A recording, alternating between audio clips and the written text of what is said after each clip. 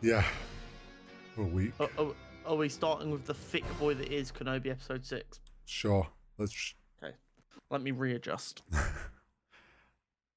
I was not ready for the emotional roller coaster that was this finale. Emotional damage. Literally emotional damage. Um, what an episode. it was so good. Now, I did see the odd thing on, like, some people didn't seem that pleased with the finale. I don't know why. I do have a couple of mild complaints. But I think those people may like my thought They're process. them Star Wars fans. Well, they're either those sort of Star Wars fans that complain about everything, or I do wonder if, like, I really loved the finale because I felt like there was a lot of the kind of, they pulled things from Clone Wars, and like it kind of felt like some of the animated stuff was finally getting like more of the like live action light, which is what us Star Wars fans that have watched Clone Wars have always wanted. And I wonder if some of the people that weren't like that amazed by it or kind of wanted something different was because they haven't seen that side of the story or something. But overall, I loved it. I genuinely think the scene between Anakin / Vader, because he was in like this weird mixed point, which we saw in Clone Wars. But like that and him with Kenobi and their fight scene, and the like that scene where they finally kind of talk it out a bit, like, got to be my new favorite scene in Star Wars. Just that moment between them where he's like, "You didn't kill Anakin, I did," and then the cinematography of like going from the blue lightsaber to the red, just to really sell that he'd turned, and Anakin was gone. Oh, so well done. So well done. So I'm gonna start with my little things I could have done without or would have done slightly different first, because I'd rather get the negatives out of the way and then bask in the glory that was basically the rest of it. Mm-hmm. I felt like while the fight between Kenobi and Vader was very entertaining, the cutting between that and what was happening with Reva and jumping backwards and forwards really pulled me out of it a little bit. I get why they did it, because otherwise it would have felt very much this end, and I get that, but I would have preferred it to see kind of everything up until Luke hitting his head. Then we get the Kenobi and Vader. Then we get Kenobi rushing back and Reva kind of sorting herself out. But I also said I could have done without Reva being redeemed. Yeah. I'm okay with her deciding not to kill Luke. I'm okay for that decision, but I would have liked her to kind of put Luke down because she decided killing a child isn't the way to do it, and then she like goes for Kenobi. Let Kenobi run a bit of a gauntlet in the episode. So, on the first point of coming back and forth, I'm like, yeah, I also kind of wish they didn't cut between the two, but unfortunately, like, I also get that unfortunately they kind of put themselves in that position where they had to, because they had to sell that both of these things were going on at the same time to give that urgency of Kenobi had to get back, and try and sell that like it's similar time thing, and it was like. But to be fair, I think they could have still done it even a bit better with the cutting back and forth. Like there was a cut in the middle of the first stage of the fight, and then a cut in the second stage of the fight. Why not just put the cut when we think Obi-Wan's been crushed by the rocks, even though obviously we knew he was going to be fine. When he's under the rocks, cut and give us the bit on Reva, then come back, then go back. It felt like the cuts were just misplaced a little bit. Yeah, I get that. Don't get me wrong, it's not enough for me to go, oh, this show stinks. And the fight sequence still was amazing to watch. Yes, and it was beautiful. And the mixing of Hayden's voice and James Earl Jones's voice when the mask was broke. I was watching it on my lunch break at work, and I was literally going, this is fucking kind of looking around as I'm sitting there over my lunch going, can anyone else see this? So, on your second point though about Reva, So I'm not fussed about her being like a bit of a redemption thing of like she's realized like it's not she wasn't doing the right like she came to kind of her senses of like what am I doing with myself. I sat there watching it and it was like cool. She put Luke down. She hadn't killed Luke. I think that was obviously one had to happen and two made sense that she would see herself as the youngling and all that. But I actually thought when she pulled her lightsaber out, and maybe this is because it's Disney and it's not sort of thing that Star Wars would do, but I fully just saw her like seppukuing herself. What's the word? The Japanese thing where they Yeah, just. yeah. I thought Seppuku. she was just gonna like, with the regret of what she attempted to do, and like this whole redemption thing, she'd just take herself. Yeah. And I was like, Um. oh, she's just gonna end herself because Kenobi won't do it. And then no, it's just she kind of. It Yeah. kind of feels a bit weird though. I think my issue with it is it leaves her story in a kind of weird open point because we don't know what goes on with her. Yeah, and like obviously, she has to not do anything particularly important for a long time. Yeah, or she shows up in Kenobi season 2 and like she gets ended, like her story ends in that or something. But yeah, it was a bit. We can have a little bit more of her for the next couple of years in the timeline. Then Yeah, she needs to like disappear for like 10 years, and then maybe she can come back and have a bit more of a story. yeah. Be kind I of like part of when Luke's rebuilding the Jedi Order for a little while there, in between the end of 6 and beginning of 7. Maybe she can be involved a little bit there. I don't know. Do you know what could have been a cool, like in a way, a bit of a cooler ending is the whole white lightsabers is from putting light back into a bled.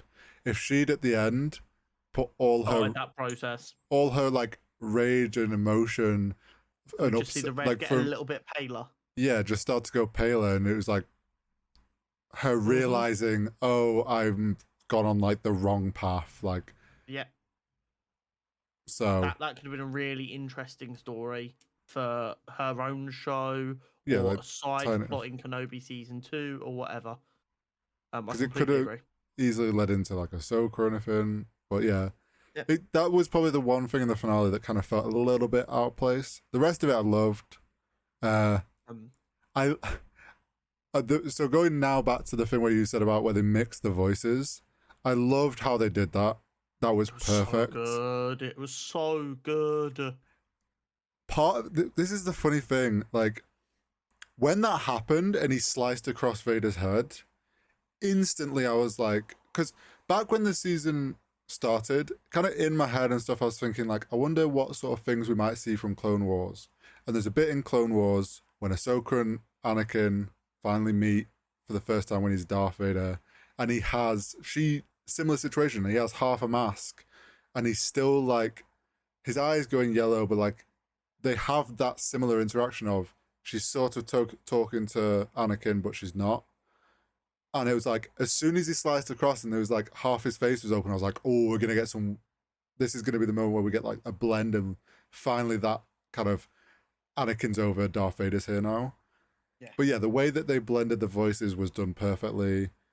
And with like the set lines that they chose to do it with and stuff. And just the way that it was filmed with the lighting, which Star Wars is always great for.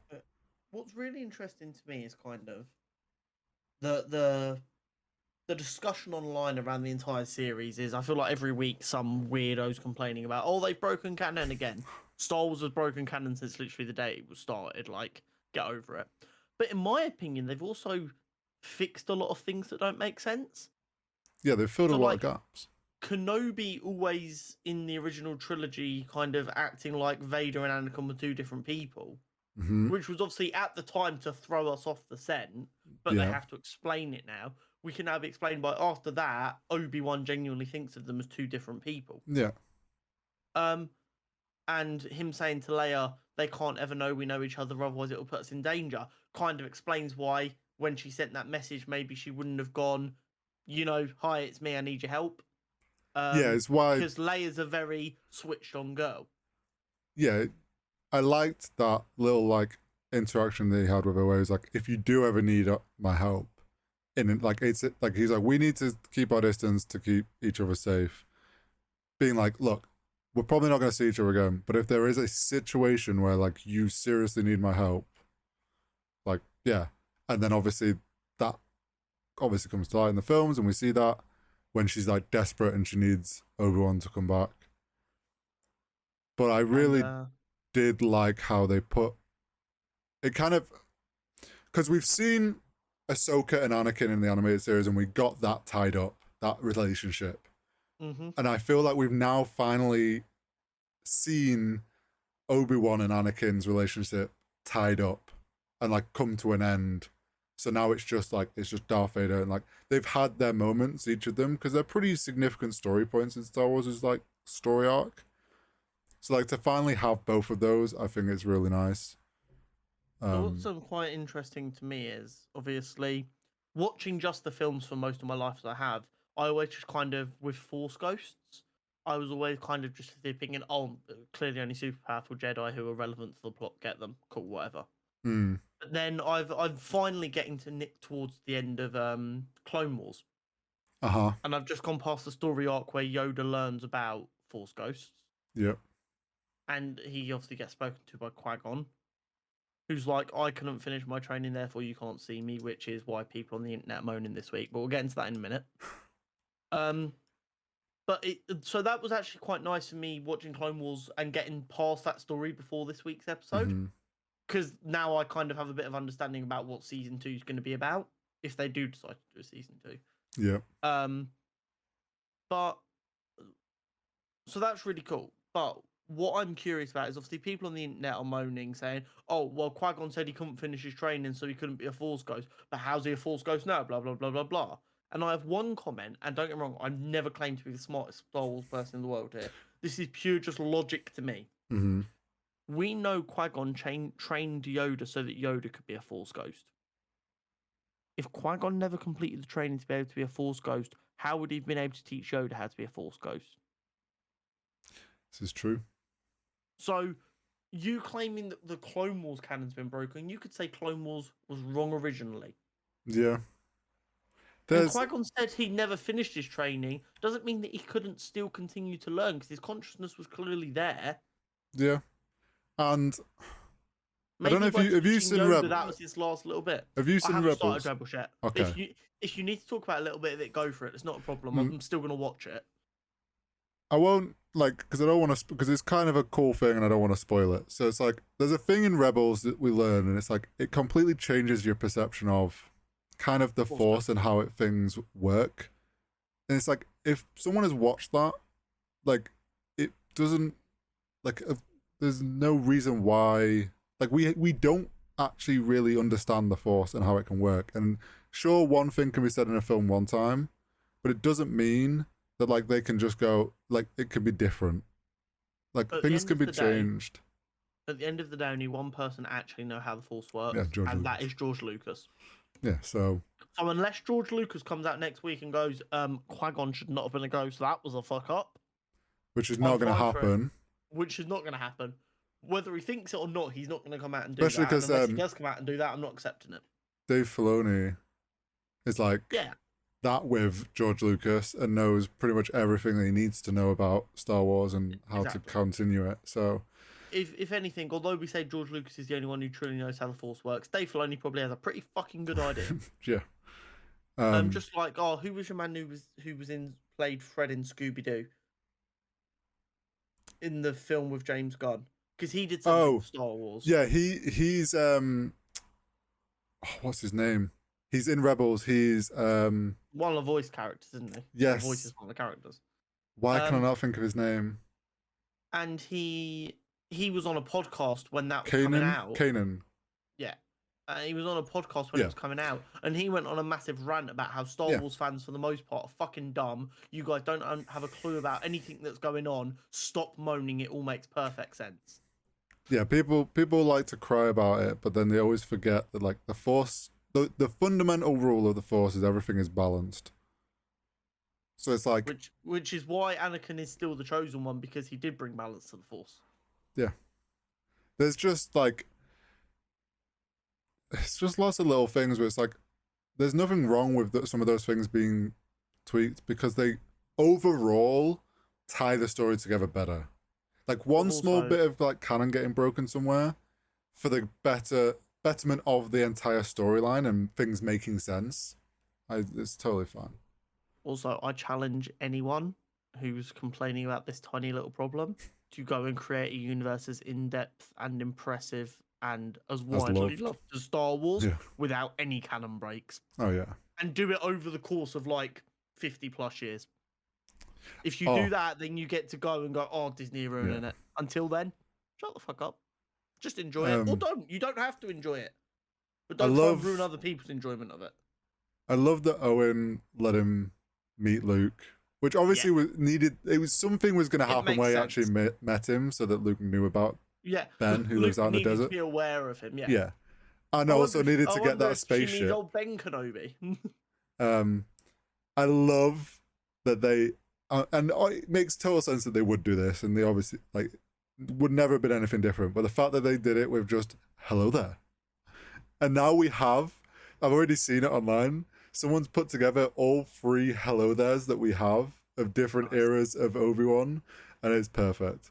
Like it was just like the perfect end to like the season, obviously before the final a little bit. But so obviously Liam Neeson didn't film anything new for that Force Ghost scene. That was all reused footage. It'll be reused in deepfakes like they did with Luke. I really hope if they do decide to do a season 2, they don't continue to do it that way and they get him on board. They probably will. If it's like a full-on proper role. While the deepfake technology is very good there, you could tell that wasn't him giving fresh lines. And don't get me wrong, it wasn't a problem. But if it was going to be a 20-minute conversation or like a big part of a series, it needs to be a bit more substantial than that. Yeah, I wonder if it could be a multitude of things. Like it could have been because it was such a small thing. They have the technology, like because I know from Mandalorian that they hired a guy to do deepfakes, and that technology and help push it for them at Lucas Arts, whatever, at Disney, and it's like, yeah, cool. They have that technology. They still use Luke for voice lines and for placement and stuff. So it's like this situation. They don't need like a young Liam Neeson or anything.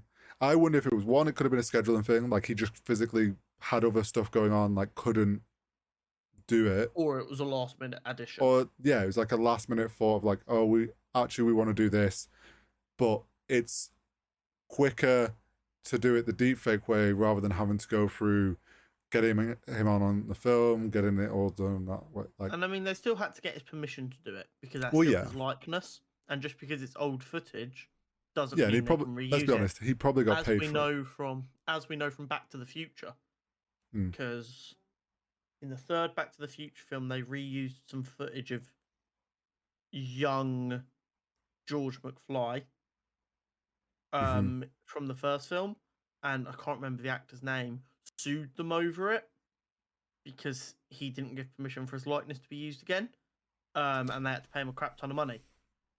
Oh yeah, like Disney will happily, or probably have gone to and gone, look, we want to do this. Like you'll get a £100,000 check. Yeah, it's a short thing, so we're just going to use like the tech that we have to do it. And it probably came with a thing of like, season 2 though, here's this for you. Or hopefully. I think my bigger thing about the fact that they will have had to go to him is the fact that he said yes. Means that he's not got a bad relationship with them or anything like that. It means he's probably quite willing to come back and work with them if they want him to, or if they need him to, which is good. But yeah, overall, I very much enjoyed the series. Yeah, me too. More Star Wars content. I've said this before, but I do really genuinely believe that Mandalorian and this, and like the final seasons of Clone Wars and stuff has really been kind of the renewed feeling of Star Wars again. Yeah, it's like What it's I brought will Star say Wars is, back, like the feeling of it. what I will say is, with the width and breadth of the Star Wars universe, I am ready to move on from this period of time. I'm okay for them to continue to wrap stuff up, like with Ahsoka and that, but I need like a 60-year jump in the future so that everyone we know is basically history, so that we can start fresh. What is it? Is it to how do you say Cogs? Guy Taki Watiti. I've actually learned really hard to remember this, and now you Oh struggling no. has thrown me off. Tititi Watiti. No, Okay, no, it's pronounced similar to tiger, so it's like Taika Taika Watiti. Waititi. Yeah. Apparently, he's getting a Star Wars film. He's very keen to do one, and there's been lots of rumors that he's signed on, but nothing official has been confirmed yet. Well, if he does, I get the impression he is. he has made it very clear that he has no interest in doing anything in the Skywalker saga. He wants to do his own characters and his own like storyline and get to start fresh. Hori, are you telling me one of my favorite directors right now is taking one of my most beloved franchises and going, "Fuck all of you, we're gonna have some fun." Sounds like it, and I'm all for it. Because I'm here for it. Same. I Like, will give see us you like all in the cinema. give us like a more bounty hunter, like for sure. Guardians of the Galaxy, like bounty hunter set group going through like the old Republic where it's like Sith heavy. Fuck that. Give me a film of a grey Jedi who's just out there doing their own shit. Grey Great, Jedis that could are actually be fucking sick. awesome. Grey Jedis need more big screen love. They are And by rare more, though. I mean any. That's fine. Let them be rare. I know, yeah, like, but Jedis are rare. apparently he wants if he actually does get a film in this like trilogy or whatever, he wants to do something completely different away from That'd be Skywalker, fun. which I'm all for. I mean, it's going to get hated on by a lot of Star Wars fans, but who gives a fuck as long as we enjoy it? Depends what period of Star Wars he picks. Anyway,